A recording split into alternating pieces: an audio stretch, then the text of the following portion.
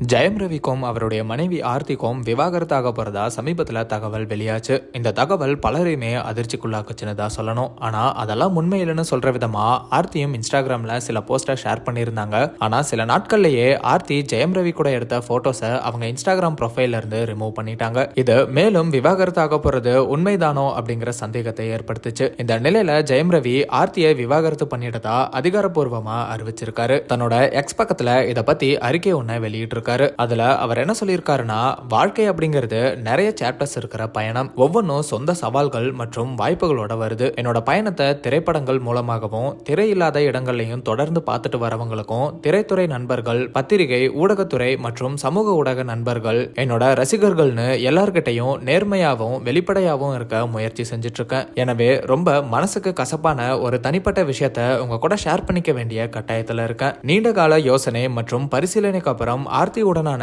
என்னோட திருமண வாழ்க்கையில இருந்து விலகுறேன் அப்படிங்கிற ஒரு கடினமான முடிவை எடுத்திருக்கேன்னு ஜெயம் ரவி அவரோட விவாகரத்தை அதிகாரப்பூர்வமா அறிவிச்சிருக்காரு. மேலும் இந்த முடிவு அவ்வளவு சுலபமா எடுத்த முடிவு இல்லைன்னு, அவரை சார்ந்தவங்களோட நலனையும் மனசுல வச்சு அவங்களோட நல்வாழ்க்கைக்காக எடுக்கப்பட்ட முடிவுன்னு இந்த அறிக்கையில ஜெயம் ரவி தெரிவிச்சிருக்காரு. அது மட்டும் இல்லாம இந்த நேரத்துல என்னோட தனிப்பட்ட உரிமையையும் மற்றும் எனக்கு நெருக்கமானவங்களோட தனிப்பட்ட உரிமைகளுக்கும் மதிப்பளிக்கும்படி வேண்டிக்கிறேனும் இந்த முடிவு என்னோட சொந்த முடிவுன்னு ஜெயம் ரவி சொல்லியிருக்காரு. மேலும் இந்த விஷயம் என்னோட தனிப்பட்ட விஷயமாகவே இருக்கணும். என்னோட நடிப்பு மூலமா என்னோட ரசிகர்கள் மற்றும் மக்களுக்கு மகிழ்ச்சி மற்றும் பொழுதுபோக்கு அளிக்கிறது மட்டுமே என்னோட முன்னுரிமைனும் ஜெயம் ரவி இந்த அறிக்கையில சொல்லியிருக்காரு. நான் என்னைக்குமே உங்களோட ஜெயம் ரவியாவே இருக்க விரும்புறேன். என்னைக்குமே எனக்கு ஆதரவு கொடுத்துட்டு இருக்கிற எல்லாருக்குமே நன்றி அப்படின்னு ஜெயம் ரவி அவரோட விவாகரத்தை அதிகாரப்பூர்வமா அறிவிச்சிருக்காரு. இது மூலமா ஜெயம் ரவி தான் விவாகரத்தை கேட்டிருக்காரு அப்படின்னு தெரிய வருது. என்ன காரணம் அப்படிங்கறத அவர் சொல்லல.